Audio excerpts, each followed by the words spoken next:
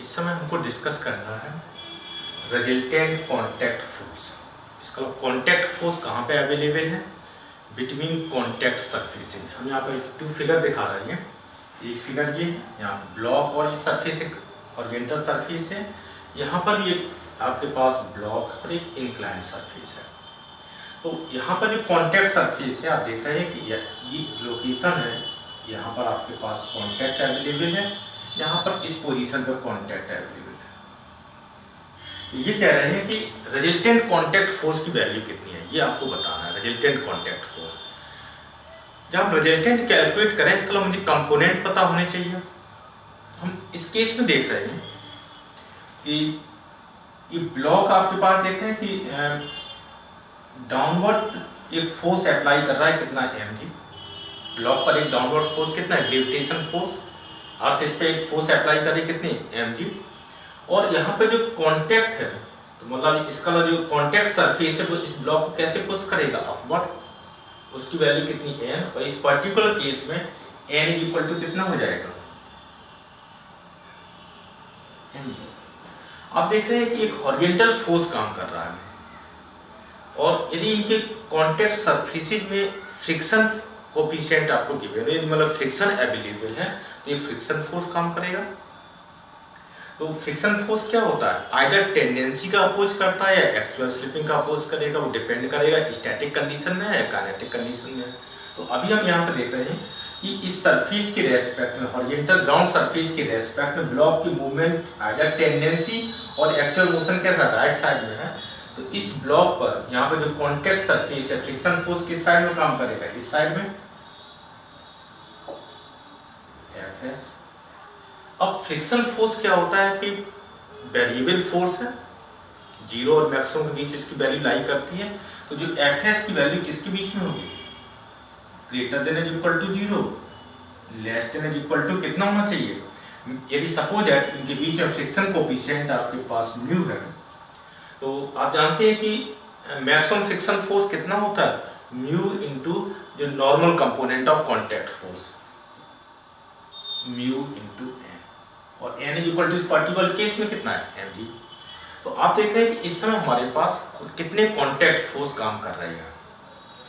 एक ही आपके पास फ्रिक्शन का कांटेक्ट फोर्स है, कहाँ पे, कांटेक्ट सरफेस पे काम करेगा। एक नॉर्मल जो रिएक्शन है, ये जो आपके पास जो हॉरिजॉन्टल सरफेस है, ग्राउंड सरफेस है, इस ब्लॉक को अपवर्ड पुश कर रही है। तो ये एन कहाँ पर इसका पॉइंट ऑफ एप्लीकेशन है, इस कांटेक्ट सरफेस पर है। तो आप देख रहे हैं कि इस कांटेक्ट सरफेस पर हमें क्या है, रिजल्टेंट कांटेक्ट फोर्स चाहिए। तो कांटेक्ट सरफेसेज पर यहाँ पर कितने फोर्स काम कर रहे हैं। इस ब्लॉक को यदि हम इसको सेपरेट कर दें, तो जब हमारे पास ये जो सरफेस रहेगा, इस टाइप का जो सरफेस होगा, ये इस पर कितना फोर्स काम कर रहा है, एक इस साइड में फ्रिक्शन फोर्स है, एक नॉर्मल है। तो आपके पास टू कंपोनेंट्स हो गए, एक तो नॉर्मल कंपोनेंट हो गया, दूसरा कंपोनेंट आपके पास हो गया फ्रिक्शन की फॉर्मेट में। इन दोनों का रिजल्टेंट वैल्यू कितनी होगी, आप पैरेललोग्राम बना लीजिए। ये आपके पास रिजल्टेंट कांटेक्ट फोर्स। इस आप देख रहे हैं कि यहाँ पर इस पर्टिकुलर फिगर में रिजल्टेंट कांटेक्ट फोर्स की वैल्यू कितनी होगी, इस फिगर के through R is equal to resultant contact force, this is equal to root of कितना होना चाहिए, this n square normal component plus जो फ्रिक्शन फोर्स Fs स्क्वायर। ओके, अब हम इस केस में आ रहे हैं। यहाँ पे आपके पास ये इंक्लाइंड सरफेस है, इस पे आपके पास ब्लॉक प्लेस है, वेट ग्रेविटेशन फोर्स डाउनवर्ड काम कर रहा है। तो कांटेक्ट फोर्स कैसा होगा, इस साइड में रहेगा। अब देखिए मुझे n की वैल्यू इस पर्टिकुलर केस में कैलकुलेट करनी है। तो हम क्या करेंगे, आप ये जो आपके पास जितने भी फोर्सेज हैं, हम यहाँ पे एक्सिस चूज करते हैं। एक आपके पास suppose that this is your x axis and this is your y axis. जितने भी फोर्सेज हैं एक्स एक्सिस वाई एक्सिस के रेस्पेक्ट में आपको रिजॉल्व कर लेना चाहिए। Along the x axis along the y axis आपको रिजॉल्व कर लेंगे। एक इस ब्लॉक पर कितना फोर्स काम कर रहा है, क्या जी ग्रेविटेशन फोर्स काम कर रहा है। इस समय एक नॉर्मल कांटेक्ट फोर्स काम कर रहा है। तो इस n का तो कंपोनेंट कहाँ पर, एक्स एक्सिस के अलोंग तो जीरो रहेगा, टोटल फोर्स कितना रहेगा वाई एक्सिस के अलोंग। लेकिन mg के आपके पास टू कंपोनेंट होंगे, एक इस साइड में mg cos of theta and second component mg sin of theta। हमने इस फोर्स को रिजॉल्व कर दिया। अब आप देखिए इस फोर्स के थ्रू जो हॉरिजॉन्टल फोर्स काम कर रहा है इस ब्लॉक पर, इस इंक्लाइंड सरफेस के रेस्पेक्ट में इसकी टेंडेंसी कैसी है, इस साइड में आइदर एक्चुअल स्लिपिंग होगी और टेंडेंसी होगी।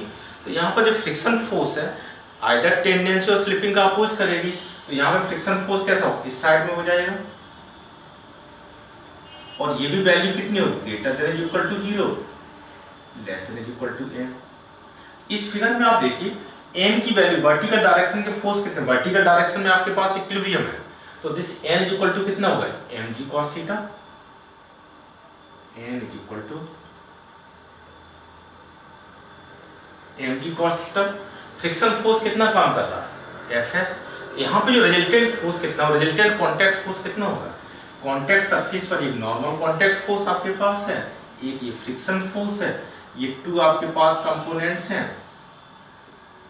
और दिस वैल्यू आपके पास r हो गई। इस फिगर में भी आप देखेंगे रिजल्टेंट की वैल्यू कितनी हो जाएगी, this r is equal to root of normal component this n square plus fs square. तो हम यहाँ पे क्या देख रहे हैं, अभी यदि स्टैटिक है तो fs यूज करेंगे फ्रिक्शन फोर्स को, यदि मोशन स्टार्ट हो जाए तो हम कौन सी वैल्यू f की यूज करेंगे।